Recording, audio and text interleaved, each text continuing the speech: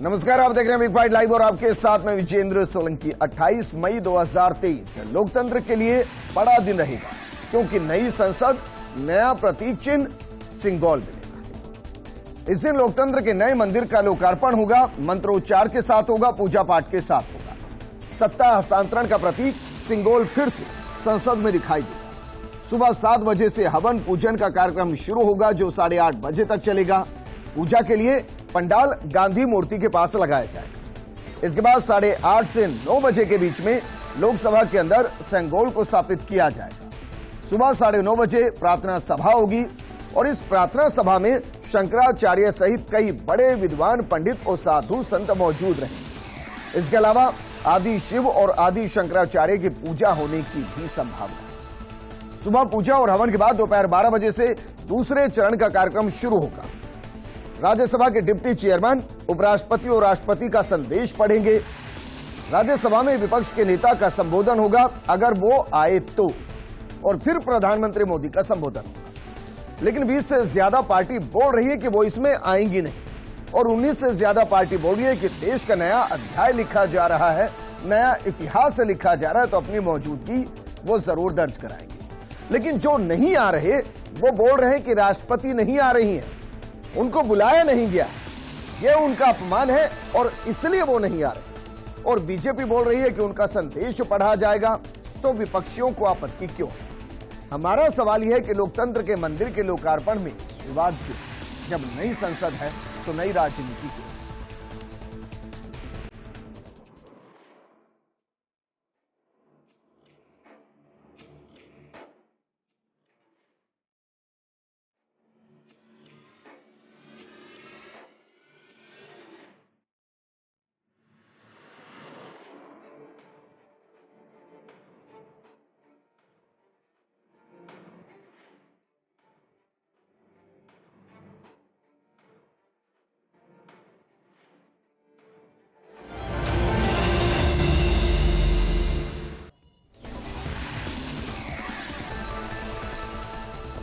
कमाल की बात यह कि इससे पहले जब अशोक चक्र के प्रतीक को बनाया गया था तो विवाद हो गया था, कह दिया गया था कि नहीं भाई, ये जो शेर है वो हिंसात्मक ज्यादा है। और अब सिंगोल को लेकर भी विवाद, और संसद में राष्ट्रपति के आने और ना आने को लेकर भी विवाद, और ये विवाद हर विवाद की तरह सुप्रीम कोर्ट भी पहुंच गया। लेकिन क्या वाकई में हर काम के अंदर विवाद जरूरी है? क्या सियासत कभी देश के हित में आगे बढ़ते हुए एकजुट होकर किसी काम में एक साथ नहीं हो सकती? इस मुद्दे पर बात करने के लिए हमारे साथ मौजूद हैं कांग्रेस विधायक राम नारायण मीणा जी, बीजेपी नेता माधोराम चौधरी जी, हमारे साथ विश्लेषक के तौर पर ए.के. जैन साहब मौजूद हैं। 20 से ज्यादा पार्टियां ऐसी हैं जो कह रही हैं कि नई संसद के उद्घाटन में वो नहीं आएंगी, वो बहिष्कार कर रहे हैं क्योंकि राष्ट्रपति को नहीं बुलाया गया है, राष्ट्रपति के हाथों इसका लोकार्पण नहीं हो रहा है। तो क्या वाकई में जरूरी है, या फिर नई संसद के साथ एक नई राजनीति वोट बैंक को ध्यान में रखकर की जा रही है? इस पर बात करने के लिए एक विशेष पैनल हमारे साथ बना हुआ है। लेकिन माधोराम जी, शुरुआत आपके साथ। भाई, प्रथम नागरिक देश की राष्ट्रपति होते हैं, और आज की तारीख में तो महिला भी है, और कहा भी जाता है कि एक महिला के हाथों अगर एक बेहतरीन काम हो, शुभारंभ हो, तो फिर शुभ मंगल होता है। तो फिर क्यों नहीं हो रहा? देखिए विजेंद्र जी, आपने महिला के साथ आदिवासी नहीं कहा। एक आदिवासी महिला देश की राष्ट्रपति है जी, और जब राष्ट्रपति बनी थी, यही कांग्रेसी और यही विपक्षी पार्टियां आज जो इस बात के लिए कह रहे हैं कि राष्ट्रपति जी को बुलाना चाहिए, आदिवासी महिला इसलिए बुलाना चाहिए, तो उस समय आप क्यों नहीं चुनाव के सामने फिर आपने क्यों कैंडिडेट लड़ाया?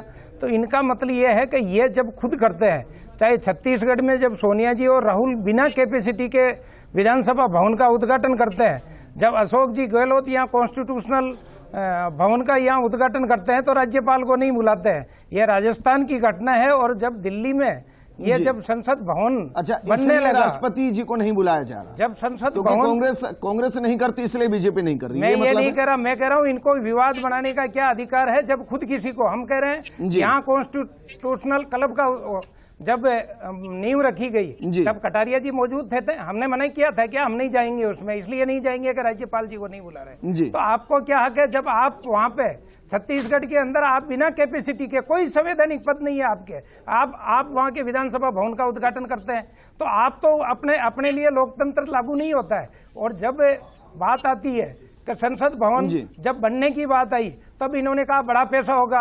2012 के अंदर इन्होंने जब संसद भवन का खाका बनाया, जब 3000 करोड़ रुपए खर्च होना था, और आज अगर 751 करोड़ रुपए में बन रहा है 2021 के अंदर, तो इनको तकलीफ हो रही है।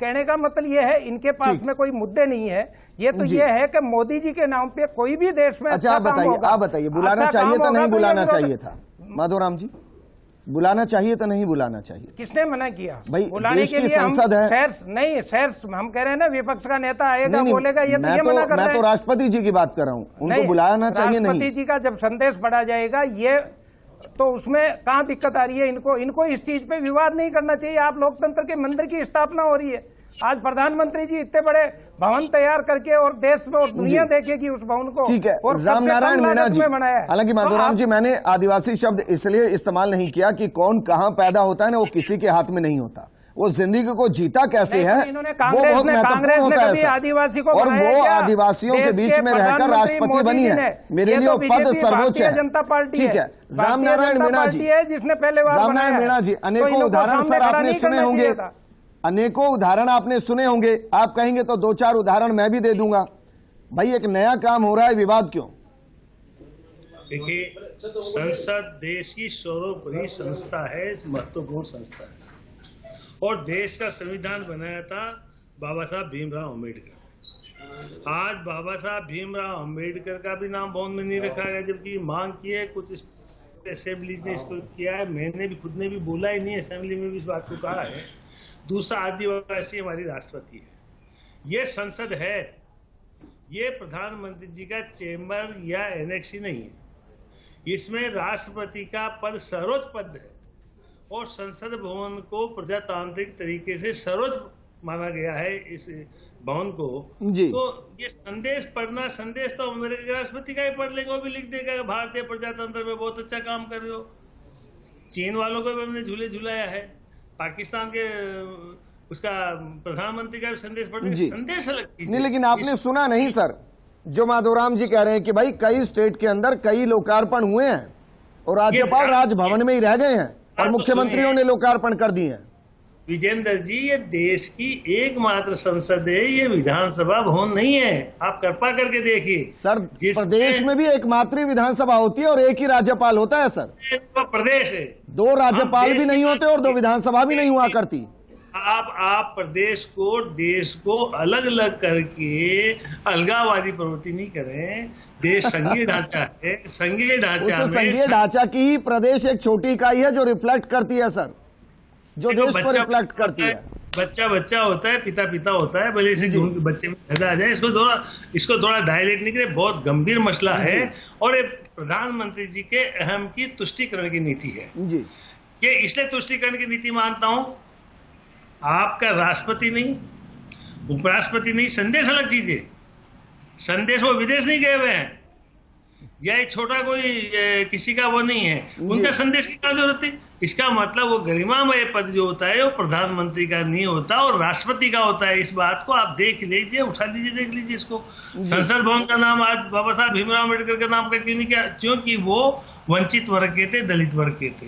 राष्ट्रपति मुर्मू बढ़ा दिया सर, मजा आ गया भाई। आपने इमारत निर्जीव चीज में भी क्या संजीव पॉलिटिक्स ढूंढी है, मजा आ गया। वास्तविकता है ठीक है जी, एक जैन साहब, एक जैन साहब भाई, हर कुछ जो देश में हो रहा होता है उसके लिए कहा जाता है कि संविधान के हिसाब से हो रहा है। तो जरा यही बता दीजिए सर कि संविधान के हिसाब से जो लोकतंत्र का सबसे बड़ा मंदिर है उसका लोकार्पण किसको करना चाहिए? देखिए, संविधान के अनुच्छेद 79 में पार्लियामेंट, संसद को परिभाषित किया गया है और वो इस प्रकार परिभाषित किया है कि संघ की एक संसद होगी जो राष्ट्रपति राज्यसभा व लोकसभा से मिलकर बनेगी। संविधान में कहीं भी ये नहीं लिखा हुआ है कि संसद की बिल्डिंग कैसे होगी या उसका लोकार्पण कैसे किया जाएगा या संसद कहां पर बैठेगी या संसद का भवन कैसा होगा, ये नहीं कहा गया है। परंतु राष्ट्रपति संसद का प्रमुख भाग है। जहां तक प्रधानमंत्री की बात है, यदि संविधान के शब्दों में देखें तो संविधान में जब प्रधानमंत्री नियुक्त किया जाता है तो अनुच्छेद 74 व 75 के तहत राष्ट्रपति किसी को प्रधानमंत्री नियुक्त करता है और उनकी सलाह से राष्ट्रपति की सहायता के लिए मंत्रिमंडल नियुक्त किया जाता है। परंतु इसमें कहीं भी ये नहीं लिखा है कि सबसे बड़े दल के नेता को या किसको प्रधानमंत्री नियुक्त किया जाए। ये बाद में आता है कि जब चुनी हुई सरकार चुनी गई है तो उसको अविश्वास के द्वारा संसद हटा सकती है। इसलिए ये संसदीय परंपरा है कि सबसे बड़े दल के या बहुमत के दल के को प्रधानमंत्री के रूप में आमंत्रित किया जाता है। क्योंकि अगर इतिहास में आप देखें तो कई बार कुछ प्रधानमंत्री ऐसे रहे जिन्होंने संसद फेस ही नहीं की। जी नहीं, मैं तो सर ये जानना चाह रहा हूं कि भाई प्रधानमंत्री अगर फीता काटते हैं तो क्या संविधान का उल्लंघन होगा? संविधान या महामहिम राष्ट्रपति आकर काटती हैं तो फॉलो होगा? संविधान निर्माताओं ने कभी भी ये नहीं सोचा होगा कि कौन पत्थर लगाएगा और कौन फीता काटेगा। इसका भी प्रावधान संविधान के अंदर करना होगा। क्योंकि इस देश में तो गुरु रविंद्रनाथ टैगोर ने गांधी को महात्मा कहा और सारा देश महात्मा कहने लग गया। नेताजी सुभाष चंद्र बोस ने उन्हें फादर ऑफ नेशन कहा और सारा देश फादर ऑफ नेशन कहने लग गया। जबकि संविधान में जिक्र नहीं है। संविधान में जिक्र है, न कानून में जिक्र है, पर आज सारी दुनिया इस बात को कह रही है। तो ये विशुद्ध रूप से राजनीति, कौन फीता काटे कौन पत्थर लगाए, इससे कोई मायने। संविधान जहां तक प्रश्न है, संविधान देश को चलाने के लिए है, संसदीय कार्रवाई के लिए है। संसद कहां बैठकर चल रही है न तो इस पर है, न संसद भवन कैसा बना है इस पर। लेकिन सर दुनिया तो देखती है ना भाई, आप सोचिए आजादी के बाद पहली संसद है जो हमने खुद बनाई है। अभी तक तो हम अंग्रेजों की बनाई संसद में ही रह रहे थे, वहीं से देश को चला रहे थे। आज मेड इन इंडिया संसद है सर, और अगर उसको हम लोकार्पण कर रहे हैं, देश को समर्पित कर रहे हैं, तो कम से कम देशवासी ये तो उम्मीद कर सकते हैं कि सभी पार्टियां मौजूद हों। नहीं, निश्चित रूप से सबको मौजूद होना चाहिए। परंतु जिस संविधान की हम बात कर रहे हैं, आज जो बहुत सारे प्रमुख लोग हैं, मैं नाम नहीं लेना चाहूंगा पर आप भी जानेंगे, जो बहुत बड़े देशभक्त बनते हैं, उनके मुखपत्र में 1949 में ये छपा था कि ये जो संविधान है ये तो कई देशों के संविधान से इकट्ठा किया हुआ कचरा है और हमारा संविधान तो मनुस्मृति है। तो इसलिए कौन क्या कहता है क्या नहीं कहता, ये कोई मायने नहीं रखता इस चीज के बारे में। प्रश्न इस बात पे कि संविधान देश को चलाने के लिए है, न कि ईंट पत्थर की दीवारों के अनुसार से संविधान या देश चलेगा। मतलब ये तो तय है कि भाई कौन फीता काट रहा है इसका जिक्र न संविधान में है, और कौन काट देगा इससे संविधान का उल्लंघन भी नहीं होगा, ये तो तय है सर। निश्चित रूप से ठीक है। राम नारायण मीणा जी, तो सर संविधान तो बताता नहीं कि भाई किसको काटना है किसको नहीं काटना फीता, तो फिर हम ये मान लें कि भाई राजनीतिक परिदृश्य में एक परंपरा को निभाने के लिए अगर इसको फॉलो किया जाता तो अच्छा होता। हालांकि मैं तो ये भी कह रहा हूं कि देश ने आजादी के बाद कभी संसद का फीता कटता देखा नहीं कि किसने काटा किसने नहीं काटा, कि जिसका उदाहरण मैं दे दूं, और राज्यों के अंदर जो हुआ है वो मुख्यमंत्रियों ने किया है। मैं ये कह रहा हूं कि सर विवाद एक जगह है, आपत्ति एक जगह है, और देश में अगर एक इतिहास बन रहा है तो वहां आहुति देने में समस्या क्या है? विजेंद्र जी, या तो आप कॉन्स्टिट्यूशन को बदलने की बात करते थे लोग, उसको बदलने दें, कोई दिक्कत नहीं है। लेकिन देश में गरिमामय पद, सर्वोच्च पद, प्रथम प्रश्न किसको माना जाता है, ये बहुत विचारने चीज है। और जब कोई चीज हो तो आपको एक कहां लिखा है कोई लीडर पिता काटेगा, कहने का मतलब मेरा साफ है कि किसी लेबर से भी पिता कटाया जाता तो देश की गरिमा बढ़ती। बस प्रधानमंत्री ना काट दे सर। देखिए ये बाकी कोई काट दे, प्रधानमंत्री ना काटे बस। ये सर्व शक्ति की बात करने वाले प्रधानमंत्री जी, अब ये बताइए सर, प्रधानमंत्री क्या देश के नहीं है भाई? उस कुर्सी का जिक्र क्यों नहीं कर रहे आप? छोड़ दीजिए नाम कौन काट रहा है। नहीं, मेरे जाते ख्याल आप उस लाइन से हट करके बात कर रहे हो। सीधा साफ सवाल है, देश में एक संसद है, एक संविधान है, तो उसका पीता किसको काटना चाहिए था? जब डिस्प्यूट हो गया तो प्रधानमंत्री का बड़पन होता, आम नहीं झलकना चाहिए था। और उनको नहीं, डिस्प्यूट किसने किया है सर? डिस्प्यूट तो सब वही कर रहे हैं जो उनके चेहरे के खिलाफ चुनाव लड़ेंगे। मैं ये कह रहा हूं कि देश में एक नया इतिहास, नया अध्याय लिखा जा रहा है। आप चाहते हैं कि उसमें यह लिखा जाए कि जब आजादी के बाद देश ने मेड इन इंडिया संसद बनाई तो उसमें देश के ही पॉलिटिकल पार्टियों के नेता शामिल नहीं हुए, उन्होंने बहिष्कार कर दिया। अदिति हमारे साथ जुड़ गई हैं। अदिति, यही सवाल मेरा आपसे है।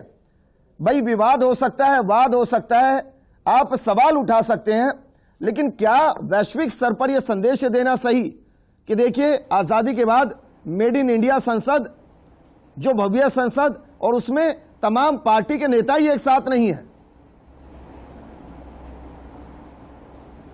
बिल्कुल, देखिए सबसे बड़ी बात यह है कि आप पार्लियामेंट में आपने कहा विवाद हो सकता है, तमाम चीज हो सकती है, लेकिन जब आज खुद की पार्लियामेंट नहीं बन रही है और एक अब सबसे बड़ी बात है कि आपके लिए वो मोमेंट है जो आपने शायद सपना सजोया होगा। ऐसे में पक्ष विपक्ष, अगर नए संसद के अनावरण, नए संसद के इनॉग्रेशन के दौरान पक्ष और विपक्ष ही अगर नहीं वहां पर मौजूद है, तो फिर ऐसी स्थिति में आप किस तरह की राजनीति और किस तरह के भारत की बात करते हैं? तो ऐसे में देखिए, या तो पक्ष विपक्ष ये सवाल ये साफ कह दे कि हम तो नहीं आएंगे, ना हम 28 तारीख को आएंगे और ना ही हम आगे भी आएंगे, क्योंकि अब हम चुनाव ना लड़ने का फैसला ले रहे हैं, क्योंकि हम उस संसद में नहीं आएंगे जिस संसद का अनावरण लोकतंत्र में तो सबसे बड़ा नेता प्रदेश का प्राइम मिनिस्टर होता है। अगर वो इनॉग्रेशन कर भी रहे हैं तो क्या फिर आपने जो फैसला 28 तारीख के ले लिया है, अब जो सेशन आने वाला है, क्या आप उसमें नहीं आएंगे? क्या आप त्याग पत्र दे देंगे? क्या आप अगली बार चुनाव नहीं लड़ेंगे? क्योंकि आपको आज के बाद से 28 तारीख के बाद से जो भी सत्र होगा वो तो इसी में होगा। आपको जनता की आवाज, अपने इलाके की आवाज, अपनी लोकसभा की आवाज तो इसी संसद से उठानी होगी। आप तो फिर चुनाव लड़के यही जीत कर आएंगे। अच्छा अदिति, मेरे पास वक्त की कमी है, मैं इसको 2024 के नजरिए से देख रहा हूं और 2023 के उन 4 राज्यों के नजरिए से भी देख रहा हूं। ये क्या बैठे बैठाए बीजेपी को एक वेपन नहीं दिया जाएगा कि देखिए अंग्रेजों की बनाई लोकसभा के अंदर, संसद के अंदर सब खुश होकर जाते थे और हमने अपनी संसद बना दी तो लोकार्पण उद्घाटन में कोई नहीं आ रहा है? क्या ये मुद्दा नहीं बनेगा? देखिए, मुद्दा सीधा सीधा ये जाता है कि क्योंकि विपक्ष के पास कोई ऐसा मुद्दा नहीं है जिस पे वो सरकार को घेर सके, इसलिए अब ये भी मुद्दा है। मुद्दा हो सकता है अडानी मामला, मुद्दा हो सकता है कि आप बोलने का संसद में मौका नहीं देते, मुद्दा हो सकता है कि हमको बोलने नहीं दिया जा रहा, मुद्दा अनेक हो सकते हैं। संसद से सड़क तक आप मुद्दा उठा सकते हैं। आप जब विदेश में जाकर राहुल गांधी ये कह सकते हैं कि मुझे पार्लियामेंट में बोलने नहीं दिया जाता, वो भी मुद्दा हो सकता है।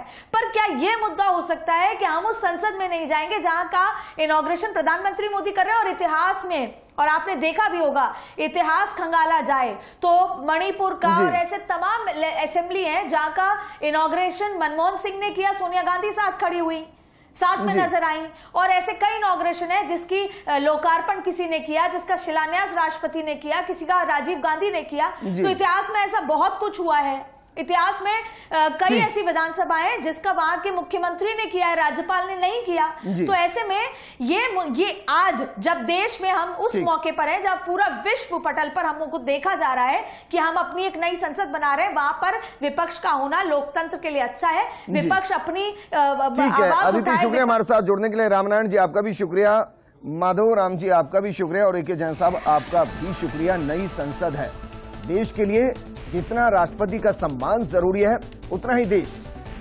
आंखों को खोलकर यह देखना भी चाहता है कि जिनको चुनकर भेजा जा रहा है क्या वाकई में वो एक साथ हैं। और ये 28 को तय